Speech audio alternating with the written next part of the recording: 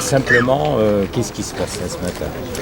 Eh ben, ce matin, on s'est réunis déjà pour essayer d'empêcher un peu la destruction des 2 maisons qui sont sur le quartier. Là. C'était dans le cadre du projet de l'écoquartier de la phase 2. Et du coup, là, il y a 2 maisons vides qui sont en très bon état.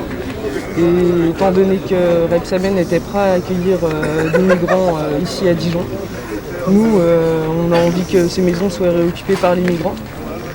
Donc voilà, surtout qu'ils ont fait un camp là à Quetigny avec des tentes. Mais bon, c'est quand même mieux de pouvoir proposer des maisons habitables et un peu bien. Et aussi, on voulait essayer de lutter contre l'expulsion d'une maison non mixte qui est juste au bout de la rue. Et qui s'appelle La Cyprine, qui est occupée depuis un an. Ouais. Donc voilà, on est là pour toutes ces raisons. Alors vous tous, les uns et les autres, en quoi vous êtes concernés? Vous habitez dans le quartier, vous soutenez... On est des sympathisants et habitants du quartier des Lantières. Et des connaissances qui tournent autour du quartier en tout cas et qui se sentent préoccupés par ce lieu. Alors donc vous avez complètement blindé, j'allais dire, un peu les maisons, c'est pour qu'il n'y ait pas d'accès, pour qu'elles ne soient pas détruites, racontez-nous. Tout à fait.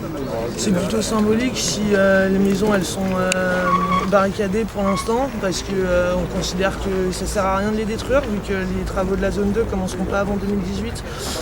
Du coup effectivement on a barricadé pour ce qui est de cette maison et d'autres maisons ça a été barricadé. Il y a une maison qui est de l'autre côté qui va être détruite aussi.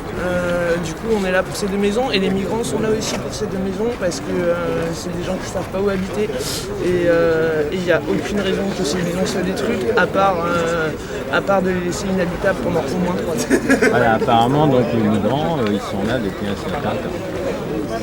Ils sont là depuis un certain temps. À Dijon ? Oui. Ça fait des années qu'ils sont là.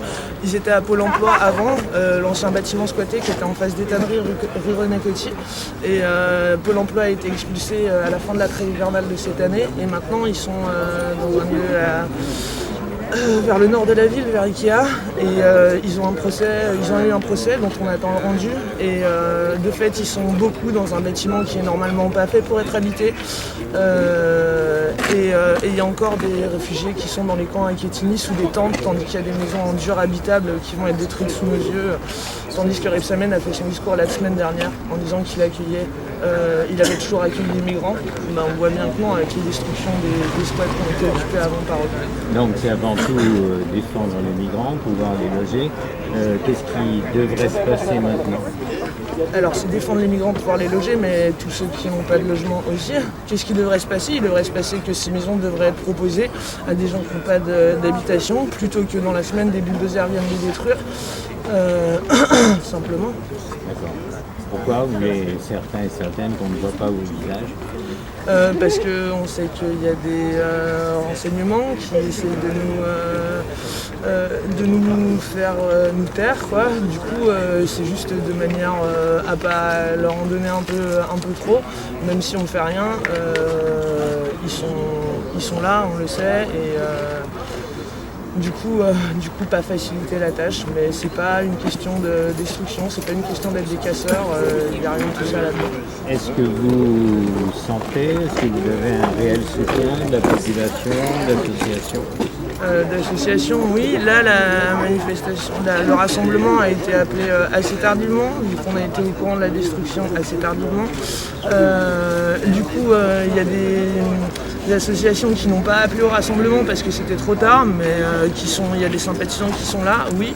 Et soutien de la population, oui, de fait, parce que médiatiquement, on peut être assez populaire et que de toute façon, on est dans notre droit, parce que en fait, c'est la mairie qui est en train de dire et faire des trucs qui sont paradoxaux.